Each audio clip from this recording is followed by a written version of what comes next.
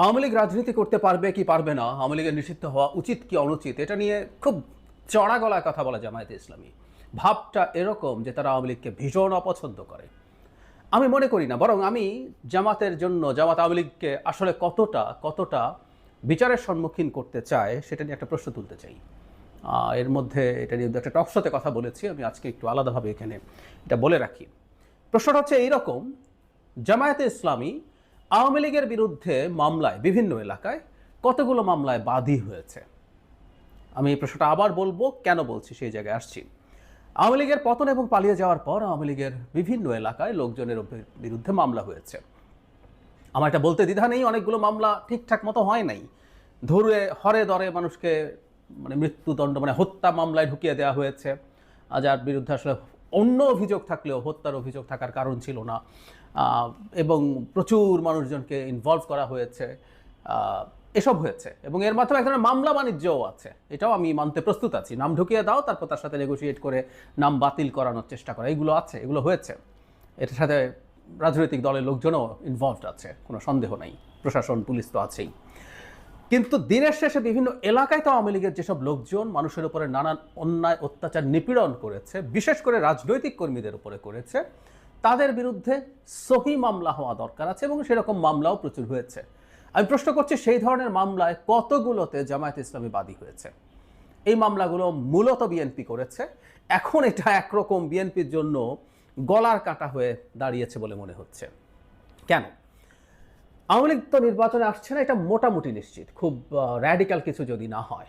Awami লীগও independent candidate হিসাবে খুব বেশি দাঁড়াবে তাও না, দাঁড়ালেও যেসব জায়গায় তাদের খুবই স্ট্রং অবস্থা আছে সেখানে দাঁড়াবে। কিন্তু এর বাইরেও সারা দেশে সব সিটে আওয়ামী লীগের সিগনিফিক্যান্ট নাম্বার অফ ভোটস আছে, কোনো সন্দেহ নেই এতে।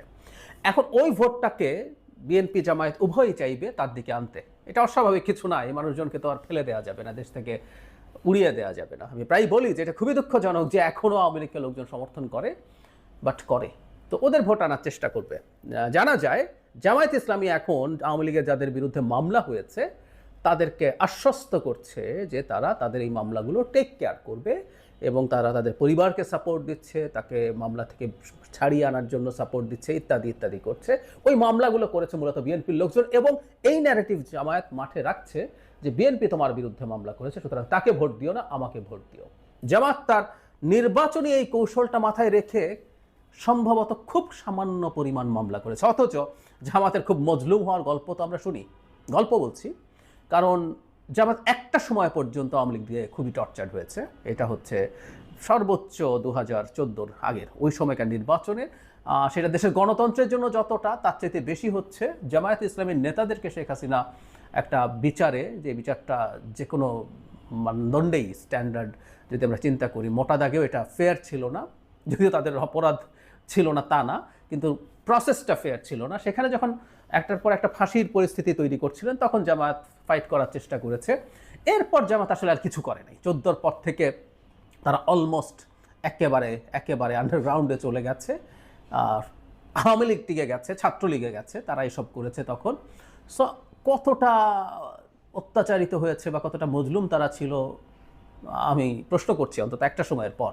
তো যদি তাই হয়ে থাকে, তারা তো মনে করেন তারা অনেক কিছুই হয়েছেন, তো তাহলে তাদের দিক থেকে যারা ব্যক্তিগতভাবে এরকম অন্যায় অত্যাচারের শিকার হচ্ছেন, তাদের তো প্রচুর মামলা করার কথা ছিল, সহি মামলা, জেনুইন মামলা। তারা তো আর নিশ্চয়ই মামলা বাণিজ্য করবেন না, কিন্তু জেনুইন মামলা করবেন যাতে আওয়ামী লীগের লোকজন শাস্তি পায়। এই জিনিসটা ন্যায় বিচারের স্বার্থে দরকার, এটা ব্যক্তিগত প্রতিহিংসার জন্য না, ন্যায় বিচারের স্বার্থে দরকার। আওয়ামী লীগের এই ক্রিমিনালদের বিচার হওয়া জরুরি বলে আমরা মনে করি। কটা মামলা করেছেন? আমি দেশের মিডিয়াকে, আমি কয়েকটা চ্যানেলে তাদেরকে বলেছি যে আপনারা নিজেরাই এই ধরনের রিপোর্ট করতে পারেন আসলে জামায়াত ইসলামী কয়টা মামলা আওয়ামী লীগের বিরুদ্ধে করেছে সারা দেশে, তারা বাদী হয়ে জামায়াত ইসলামীর নেতাকর্মীরা, সেটা একটু বের করা দরকার। আমি চাই জামায়াত ইসলামী, আমি তাদের প্রতি আহ্বান জানাচ্ছি, কেউ যদি দেখেন আপনারা আপনাদের ডেটাটা একটু জানান, যে আপনারা আসলে আওয়ামী লীগের বিরুদ্ধে ন্যায় বিচার চান, তাদের শাস্তি নিশ্চিত করতে চান, ভবিষ্যতে এই ধরনের ঘটনা যাতে না ঘটে সেজন্য। আমি ধারণা করি জামায়াত ইসলামী এমন কোনো স্ট্যাটিস্টিক্স দেবে না, কারণ এটা তাদের একটা অন্ধকার জায়গা। দলগতভাবে আওয়ামী লীগকে নিষিদ্ধ করা, আওয়ামী লীগকে দল হিসেবে নিষিদ্ধ করা তার জন্য খুবই স্ট্র্যাটেজিকলি ইম্পর্টেন্ট ছিল, কারণ এর মাধ্যমে তারা এখন দ্বিতীয় প্রধান দলে পরিণত হয়েছেন।